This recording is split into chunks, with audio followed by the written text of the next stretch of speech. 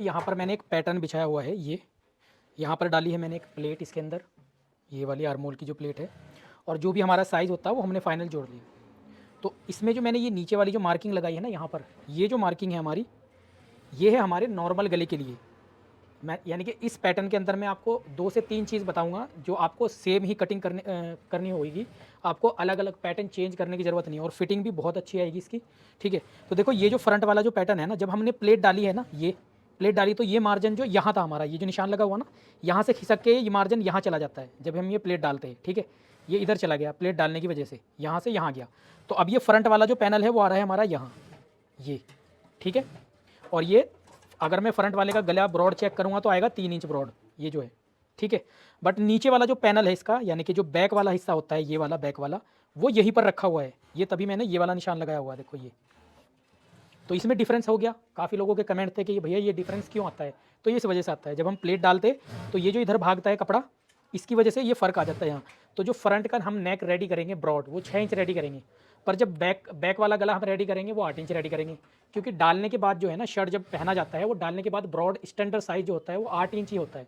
आप किसी भी क्लाइंट का नाप के देखो, चाहे वो 4 इंच गला डाल रखा हो, 5 इंच, हाँ किसी ने बिल्कुल ज़ीरो नेक डाल रखा तो उसमें आप हमारा 6 इंच ही रहेगा, उसमें फैलता नहीं है। बट नॉर्मली 8 से 9 इंच का ब्रॉड जाता ही है, 10 इंच तक भी जाएगा, ठीक है। तो अभी कटिंग का सिंपल सा ही तरीका है, मैं और पहले भी काफ़ी सारी वीडियो डाल चुका हूँ।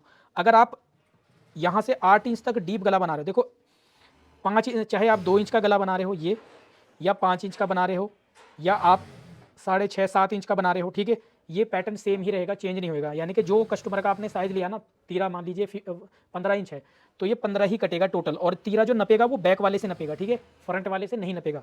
फ्रंट वाले में फ़र्क रहेगा ये चीज़।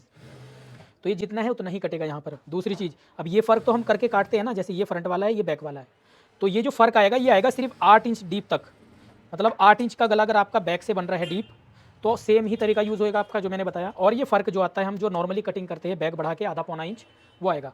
बट आपका गला अगर इस निशान से नीचे चला गया ना, ये जैसे कि हमारा ये है, ये गला हमारा यहाँ पर है ना, तो ये 11 से 12 इंच डीप चला गया गला, तो आर्मोल के निशान से नीचे आ गया। तो अभी क्या है, ये चीज़ हमारी, ये अगर हम इतना ही रखेंगे इसको, तो ये काफ़ी फैल जाएगा, बहुत बड़ा हो जाएगा। तो इसके लिए क्या करना होता है, जो मैं जिस पर्पज़ के लिए मैंने वीडियो बनाई है, उसमें करना ये होता है, आपको दोनों पैनल को बराबर कट करना है ऐसे, ठीक है। ये जो पैनल है फ्रंट और बैक को दोनों को बराबर कट करना है, फिर यहाँ पर कट नहीं करना आर्मोल।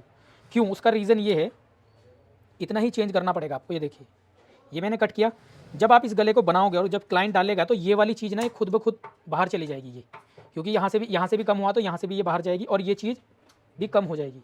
ये भी हल्का सा आपको टाइट जोड़ना पड़ेगा, तो ठीक है।